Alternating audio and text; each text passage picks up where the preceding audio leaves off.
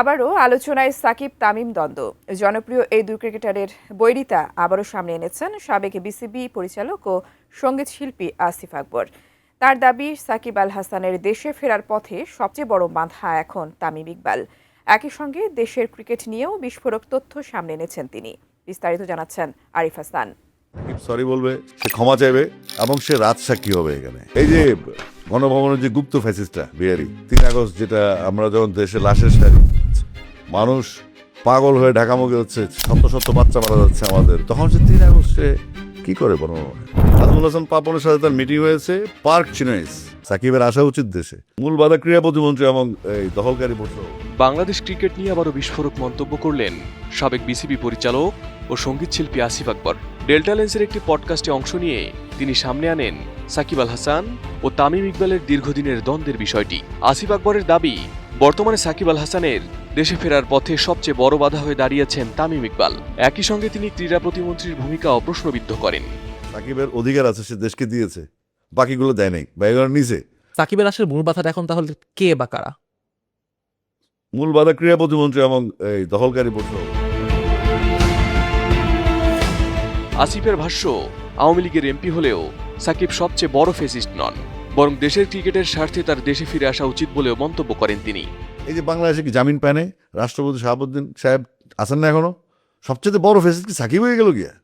সাকিবের আসা উচিত, দেশে আসা উচিত এবং তাকে আত্মপক্ষ সমর্থনের সুযোগ দেওয়া উচিত। সে কিছু কথা বলতে চায়, সেটা শোনা উচিত।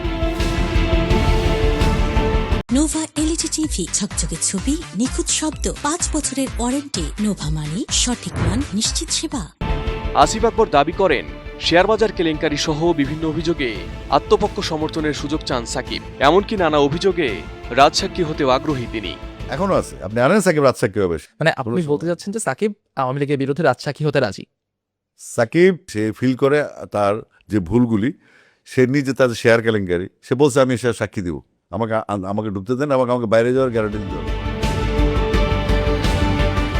এদিকে তামিম ইকবালের বিরুদ্ধে আরো গুরুতর অভিযোগ তোলেন আসিফ আকবর। তার দাবি, 2024 সালের জুলাই আন্দোলনের সময় যখন দেশ জুড়ে উত্তেজনা ও সহিংস পরিস্থিতি চলছিল, তখন 3 আগস্ট গণভবনে শেখ হাসিনার সঙ্গে দেখা করেছিলেন তামিম ইকবাল। ইঙ্গিতপূর্ণভাবে তামিমকে গণভবনের গুপ্ত ফেসিস্ট বলেও মন্তব্য করেন তিনি। আর 3 আগস্ট, যেটা আমরা যখন দেশে লাশের সারি মানুষ পাগল হয়ে ঢাকামুখী হচ্ছে, শত শত বাচ্চা মারা যাচ্ছে আমাদের, মানুষের আর বাঁচার কোনো আকাঙ্ক্ষা নেই, দেশকে স্বাধীন করতে হবে নতুনভাবে, এই ফ্যাসিড হটাতে হবে, তখন সে 3 আগস্ট সে কি করে কি করছিল, সেই গুপ্তটার কথা বলতেছে। সে তাকে মানুষ বিহারি বলে, অনেকে গুপ্ত বলে, আমি টোটাল একটা বিহারি গুপ্ত ফ্যাসিস্ট নামে একটা কিছু চেষ্টা করতেছে নাম দেওয়ার জন্য। নাম নিতে পারি না, আমি নাম নিতে চাই। তামিমকে ইঙ্গিত করে আসিফ আরও দাবি করেন, আইসিসির চেয়ারম্যান জয়সার সঙ্গে যোগাযোগ স্থাপনের জন্য লন্ডনে সাবেক বিসিবি সভাপতি নাজমুল হাসান পাপনের সঙ্গে যোগাযোগ করেছিলেন তামিম ইকবাল। লন্ডনের খবরটা পাইলাম না কেন? এটা গোপন কেন? কারণ আমার কাছে প্রত্যক্ষদর্শীর বয়ান আছে, সে ঢাকায় এসে বয়ান দিবে।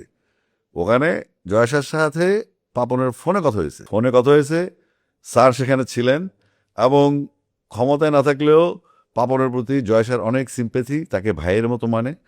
ওই ভাইকে ধরতে উনি গেছেন লন্ডনে।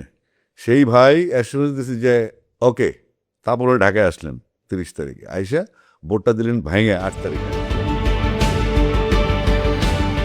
শুধু তাই নয়, তামিমের বিরুদ্ধে দেশের ক্রিকেটারদের নিয়ন্ত্রণ এবং ক্রিকেটারদের সংগঠন কোয়াপকে ব্যবহার করেও ষড়যন্ত্রের অভিযোগ তোলেন আসিফ আকবর।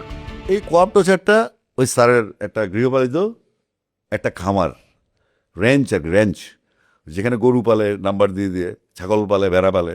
এই কোয়াপ হচ্ছে এরকম একটা অ্যাসোসিয়েশন। তবে নিজের বিরুদ্ধে ওঠা এসব অভিযোগ নিয়ে এখন পর্যন্ত মুখ খুলেননি তামিম ইকবাল। Arif Hasan, ATN news.